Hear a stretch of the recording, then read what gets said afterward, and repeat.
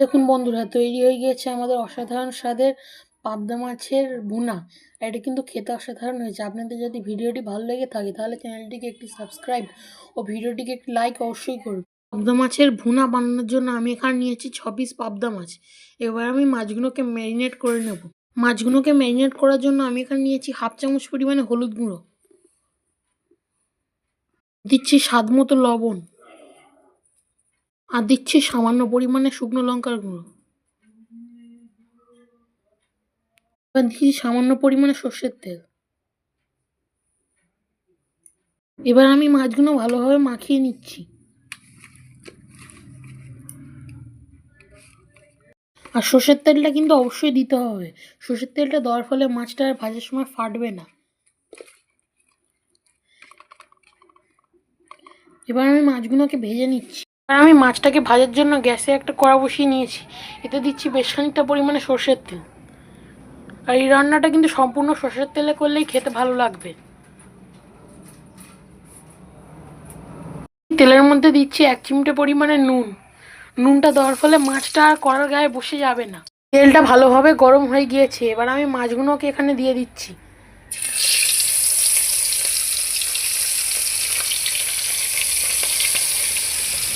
আমি প্রথম ব্যাচের মাছগুলো এখানে দিয়ে দিয়েছি। এবার আমি মাছগুলোকে ভালোভাবে উল্টে পাল্টে ভেজে নেব।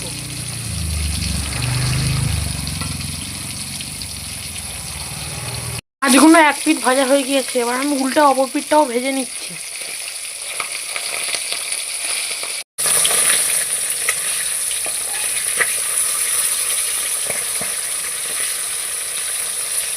মাছগুলোকে কিন্তু খুব বেশি ভাজবেন না, না তো এই পাবদা মাছের আসল স্বাদটাই চলে যাবে। ওই জন্য মাছগুলোকে হালকা ভাজবেন। প্রথম ব্যাচের মাছগুলো কিন্তু ভাজা হয়ে গিয়েছে। এবার আমি মাছগুলোকে তুলে নিচ্ছি।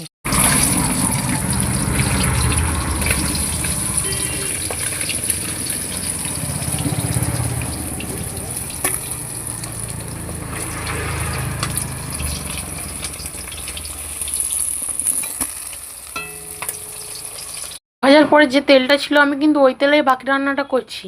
এবার এর মধ্যে ফোড়নের জন্য দিচ্ছি 2টো তেজপাতা, একটা শুকনো লঙ্কা, দিচ্ছি 1/4 চা চামচ গোটা জিরে।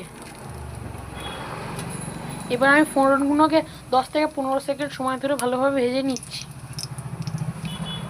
এবার এখানে দিচ্ছি কুচনো পেঁয়াজ। আমি এখানে একটা বড় সাইজের পেঁয়াজকে কুচিয়ে নিয়েছি।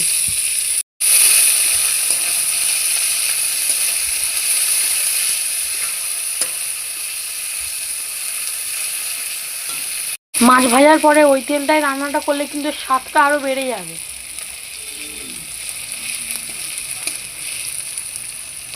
পেঁয়াজটা ভালোভাবে ভাজা হয়ে গিয়েছে। এবার আমি এখানে দিচ্ছি 1 চামচ পরিমাণে আদা রসুন বাটা। আমি আদা রসুন বাটাটাও ভালোভাবে ভেজে নিচ্ছি। এবার এখানে দিচ্ছি হাফ চামচ পরিমাণে জিরে গুঁড়ো, দিচ্ছি হাফ চামচ পরিমাণে ধনে গুঁড়ো, দিচ্ছি হাফ চামচ পরিমাণে হলুদ গুঁড়ো। এবার এখানে দিচ্ছি সামান্য পরিমাণে জল, যাতে মশলাটা কষানোর সময় কড়ার গায়ে বসে না যায়। এবার এখানে দিচ্ছি স্বাদ মতো লবণ, দিচ্ছি সামান্য পরিমাণে কাশ্মীরি লঙ্কার গুঁড়ো। আমি মশলাগুলো ভালোভাবে কষিয়ে নিচ্ছি। আর সমস্ত মশলার পরিমাণগুলো কিন্তু আপনারা কতটা মাছ নিয়েছেন সেই অনুযায়ী দেবেন। এবার এখানে দিচ্ছি কুচনো টমেটো। এবার আমি টমেটোটাকে ভালোভাবে মশলার সাথে কষিয়ে নিচ্ছি। টেস্টটা ব্যালেন্সের জন্য আমি এখানে দিচ্ছি একদম সামান্য পরিমাণে চিনি। মশলাটা ভালোভাবে কষানো হয়ে গিয়েছে, কারণ মশলাটার থেকে তেল ছাড়তে শুরু হয়ে গিয়েছে। এবার আমি দিয়ে দিচ্ছি জল। আপনারা যেরকম গ্রেভি খেতে চান সেই অনুযায়ী জলটা দেবেন। এবার আমি গ্রেভিটাকে ঢাকা দিয়ে ফুটতে দেবো মিনিট 5-এর জন্য। গ্রেভিটা ফুটে উঠেছে। এবার আমি এখানে দিচ্ছি আগে থেকে ভেজে রাখা পাবদা মাছগুলো। এবার আমি এখানে দিচ্ছি 5টা চেরা কাঁচা লঙ্কা। আপনারা কিরম ঝাল খেতে চান সেই অনুযায়ী কাঁচা লঙ্কাগুলো দেবেন। কিন্তু মাছটা দেওয়ার পর গ্রেভিটাকে কিন্তু বেশি নাড়াচাড়া করা যাবে না, না তো মাছটা ভেঙে যাবে। এবার আমি গ্রেভিটাকে ঢাকা দিয়ে ফুটতে দেবো 5 থেকে 7 মিনিটের জন্য। 5 মিনিট পরে আমি ফিরে এসেছি। এবার আমি উপর দিয়ে দিচ্ছি মিহি করে কুচনো ধনিয়া পাতা। আমি এটাকে ঢাকা দিয়ে 2 মিনিট পরে নামিয়ে নেব। মাছটা নামিয়ে নেব। নামানোর আগে আমি উপর দিয়ে দিচ্ছি বেটে রাখা গরম মশলা।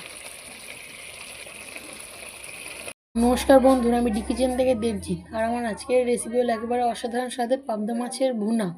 আপনাদের যদি ভিডিওটি ভালো লেগে থাকে তাহলে চ্যানেলটিকে একটি সাবস্ক্রাইব ও ভিডিওটিকে একটি লাইক অবশ্যই করবেন।